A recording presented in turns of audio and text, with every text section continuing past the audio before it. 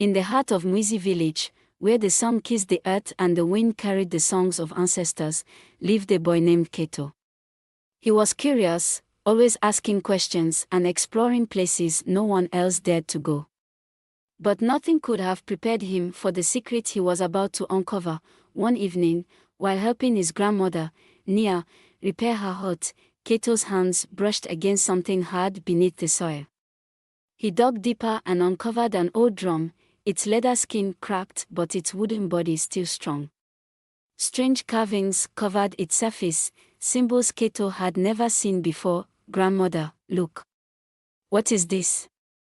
Kato asked, his eyes wide with excitement. Nia gasped when she saw the drum. For a long moment, she said nothing, her wrinkled hands trembling as she traced the carvings. Then, in a whisper, she said, "This drum. It has been missing for many years." Curiosity burned inside Kato. "Whose drum is it?" he asked, his grandmother sighed. "It belonged to our village's greatest drummer, Jabari.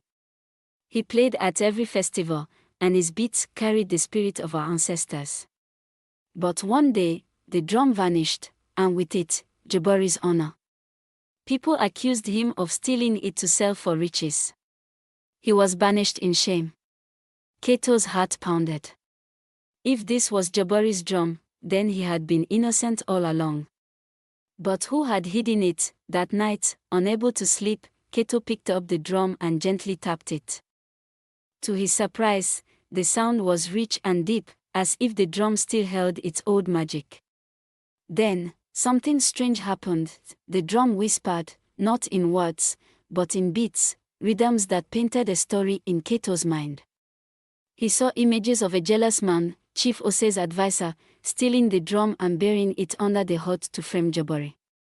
The advisor wanted Jabari gone, for he feared the drummer's influence in the village. Kato's hands shook. The truth had been buried with the drum.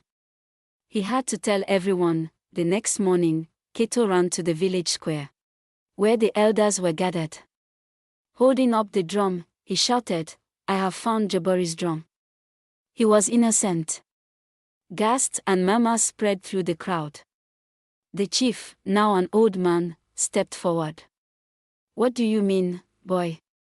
Kato took a deep breath and told them everything, the symbols, the stolen drum, and the vision it had given him. Some villagers scoffed, but others remembered how suddenly the drum had vanished, how quickly Jabari had been accused. Then, the chief's eyes darkened with realization. He turned to his former advisor, who now stood pale and shaking. "You were the one who told me Jabari was guilty. Were you lying?" Under the weight of the truth, the old advisor fell to his knees. "I was jealous of Jabari's gifts," he admitted. "I feared he would become more powerful than me." Anger and sadness filled the villagers' eyes, but the chief raised his hand for silence. "We cannot change the past," he said.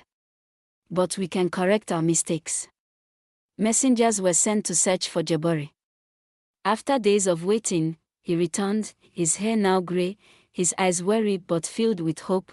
When he saw the drum, tears rolled down his face. "I never thought I would see it again."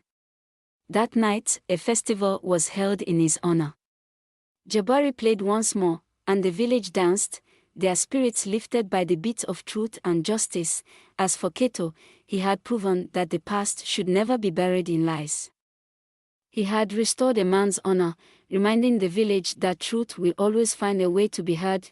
Just like the forgotten drum, the truth may be hidden for a time, but it can never be buried forever.